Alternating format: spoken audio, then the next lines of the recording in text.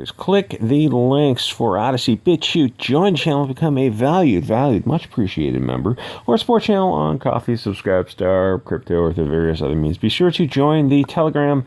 Though there's only a few people in it, I just got it. And the Discord, though, it's a bit of a free speech area, so wear your asbestos bra and panties. Chuck Dixon did this article on bounding into comics, where he very carefully covers swapping, I'll say tribal swapping characters for the modern tastes. They're making such successful movies. Oh, yeah, it's not like people actually want it. They're doing it for other reasons. And, and obviously kind of begs the question, like, well, why don't you just create new characters, which takes you to the next logical step? Like, in fact, why don't you just set characters, like, if you want to use African characters, why not just set the stage in Africa? Which immediately brings me to Henry Rider Haggard, who's one of the greatest writers, adventure writers of all time. His probably the most famous book is I think this is the first one, King Solomon's Mine.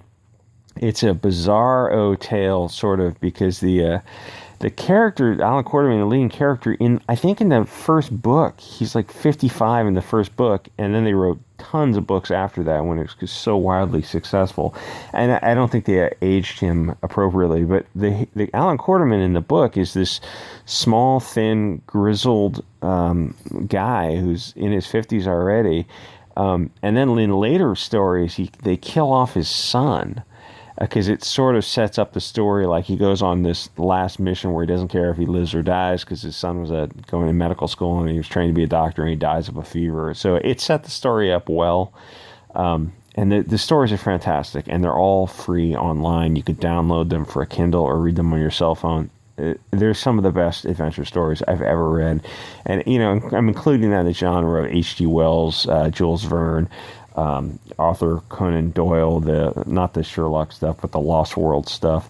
It's some of the finest adventure. Like, it will take you away as if you're a kid. And it's obviously the serials, the short films that Lucas was so influenced by, and Raiders of the Lost Ark, and Indiana Jones character, I think you can safely say was built on on Alan Quartermain and all these stories. So the thing is, remember Star Wars? They did that interview, and she goes, "Oh, we didn't have anything to work with. We made these Disney movies. We had nothing to work with. Like, besides the 6 earlier movies, maybe 7 if you want to consider the holiday special. It's up to you. I don't advise watching that without a lot of pharmaceutical enhancements.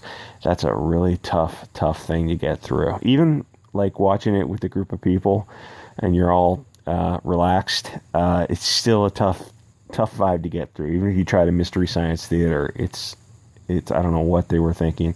They were probably pharmaceutically enhanced themselves. So she said, I think it's Kathleen Kennedy, she said, well, we don't have anything to go with. We don't have anything to work with. It's like, there's an extended universe of probably 500 books. And there's also probably the equal number of comic books since 1977 that have been put out. There's thousands of stories in the extended universe that are out there, and you could simply talk to those people if you're short of ideas. And it's really like what does it take to be so blissfully unaware and just go to say something that monumentally stupid we didn't have anything to work with? I distracted with Star Wars. I every time I think of Star Wars, I shake my head. So with people thinking like, oh, instead of swapping out these characters, why don't you just set a story in Africa?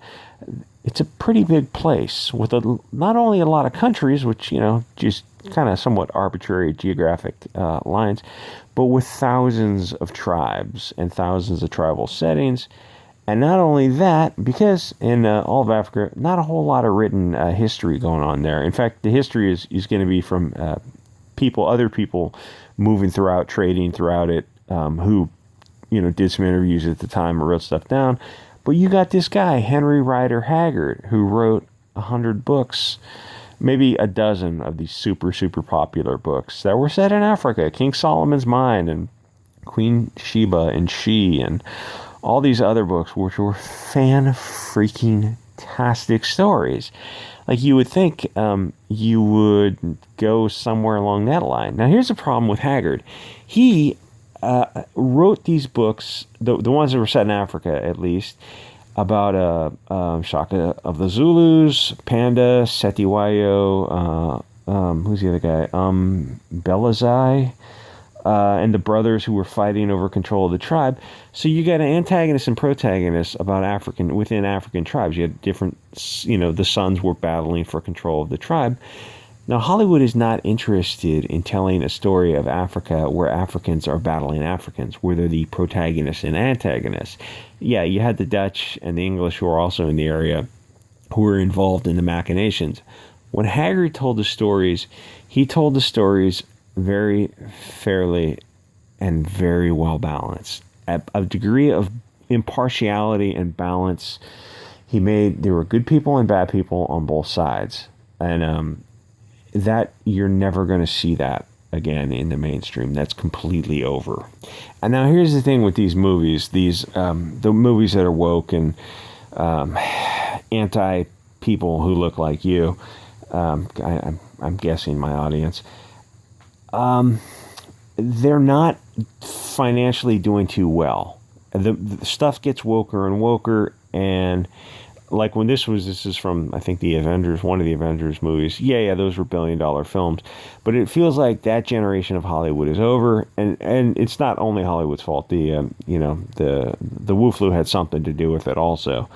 So Hollywood has changed, and you can't have a string of movies like Ghostbusters. Was it 2016 Ghostbusters?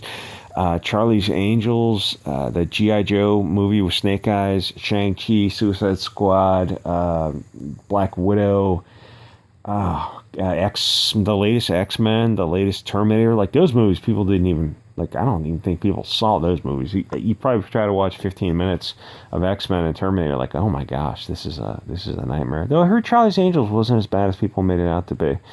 Or Solo, which, wasn't a horrible movie, but it did lose money. I think that was the first Star Wars movie to lose money. Rogue One was good. That had some likable characters. It's a shame they had to destroy the planet at the end of that. Spoilers if you haven't seen Rogue One. You can't have movies that lose $50 million, because even Hollywood doesn't have an inexhaustible budget. They just don't have that kind of money. So what I'm guessing is you're going to see a lot of smaller budget films because they painted themselves into a corner with wokeness. They don't want to dial it back, and they kind of would be difficult for them to. The thing is, ultimately, like, they just don't want to dial it back. That's what the normie. I keep hearing normies on the left and the right that keep saying the same thing, like, "Oh, Hollywood's just all about money." Well, people say a lot of things without, and myself included, I say a lot of stupid shit all the time, as you probably are well aware. We say a lot of stuff where we're just repeating phrases without thinking about, like, oh, wolves are ferocious killers. Like, no, the brown bears are the ones who are attacking the human, and when you see the wolves who are, like, eating a body, it's because the brown bear made the kill first and the wolves are just cleaning up the corpse. Wolves are not what you think they are. Bears are dangerous. Wolves are not in that category, though. I mean, you wouldn't want to go try to give one a hug. We just repeat stuff, and left and the right, they both repeat this thing. They go, oh, Hollywood's just about movies. If you gave that any thought, it would click. You'd be like, oh, wait a minute. These are you telling me, like, all those movies I just listed, all that those underperforming Black Widow type of movies? You're telling me that these people work in Hollywood, they're not dumb people. They're dealing with hundreds of millions of dollars. It's other people's money, but other people's money runs out if you keep just burning it. So to think that Hollywood's all about money, but they keep choosing these projects that are either bombs, outright bombs, or underperforms. Even James Bond. They made $750 million, but because of all the delays, I guess that's a bad example because it wasn't really their fault. It did get woke, but it also appeared that people, I don't know if they enjoyed it, but they sure as hell went to go see it, which is weird because it was a little bit woke, but the delays weren't its fault. But there's a bunch of other examples of movies. The thing is to believe that, like, if Hollywood was about money, they would just give you like movies out of the 80s or 90s, a bunch of, hot blonde. Like Charlie's Angels, the original Charlie's Angels, not the TV show, but the Cameron Diaz version in 2000. They made 3 of those movies.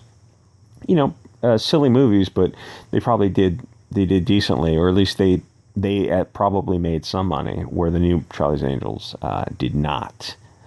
So to think like, oh, Hollywood's just about the money, well then why aren't they chasing the dollar? Why aren't they?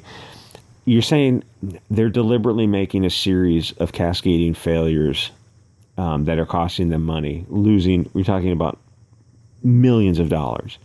So you either think that they're crazy, they're dumb, or the next thing is to think Hollywood's not about the money, or it's not a primary motivator. They're pushing a narrative, and that's hard for a lot of people to understand because they don't really look that deeply into it. And once you start looking deeply into it, and you look at these interviews and you read these interviews of these people, and you start noticing correlations between some of their talking points and their narrative, realizing, yeah, they are crazy in a way, but not in a way that you think. Like, yeah, they're willing to burn down an industry to push a narrative of this kind of stuff, which most people don't understand how you could just like throw tens of millions of dollars away to make a movie and like, oh, we made it woke. Yeah, but you lost $50 million. Like, we can't wrap our heads around it. So we attribute it to negligence, not intent. No, they're intentionally doing this. They would like to make money, but they will burn money if they have to push a narrative. Like it's supposed to be, I guess, Shaka Zulu. Like the ginger side, like there's a list of a bunch of other websites have talked about it also. There's a list of like 50 gingers through comics, movies, and shows that have been swapped out. So the swapping is only going one way. You're taking Northern European characters and you're getting rid of them and you're swapping them out specifically for African characters, almost always for African characters. It's this substitution that's going on. That's some algorithmically unfriendly words. I've probably said a lot of, actually the past 5 videos I've uploaded, they're unlisted. The monetization is waiting for a check. Because there's too many hot words in them. So there's like 5 videos that are just sitting, waiting for the monetization to come through. Because I guess I don't know, for some reason YouTube gets a bug up its butt about some hot words. Like other times stuff goes through no problem, and other times other things don't go through. I think this is supposed to be swapped out Shaka Zulu, which is a great story. It's like, geez, why don't you tell the story of Shaka Zulu? Because Shaka Zulu was a sociopath who struggle-snuggled women and brutalized his own people. He was a sociopath. He was like a Stalin or a Fidel Castro.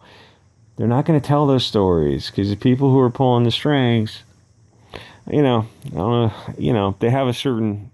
I mean, by this time you have to know what's up, right? I mean, we can't say it on YouTube. It's like everyone is listening to this. By this time, it's like I assume we're all on the same page. And if you're not, get on Odysee, Bit Chute, and get in the Discord, and we can talk about it there.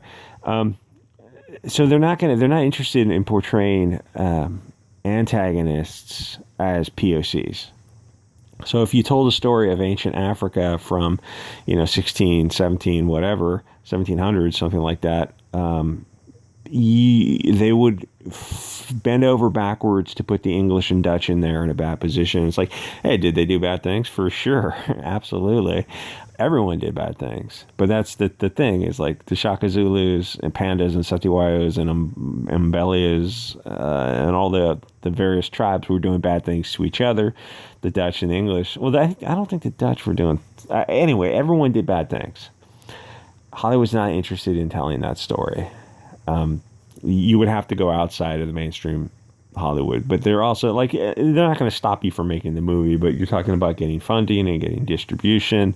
And if you told like a really well-balanced Henry Rider Haggard story, there's very little interest, because there's very little interest in propagating something that tells something that's fair and well-balanced, at least from the mainstream Hollywood people.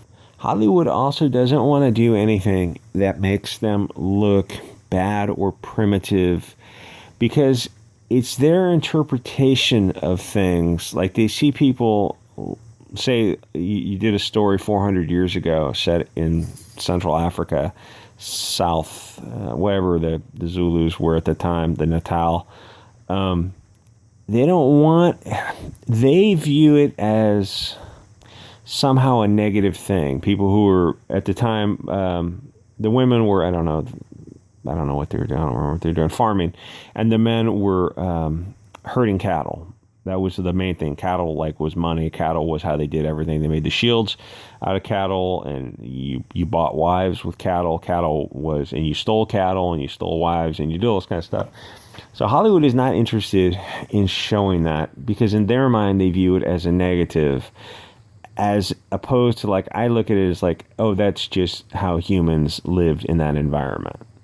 But Hollywood is weird. They have a lot of these aren't just movies. The concept of telling stories stopped in Hollywood 30 years ago, where they went from telling the idea, Mel Gibson did, I think, one story, I forget the name of it, it's set in South America, where it was a weird movie where he apparently made a movie where he just wanted to tell a story set in South Africa. I forget the name of the damn thing. You probably saw it.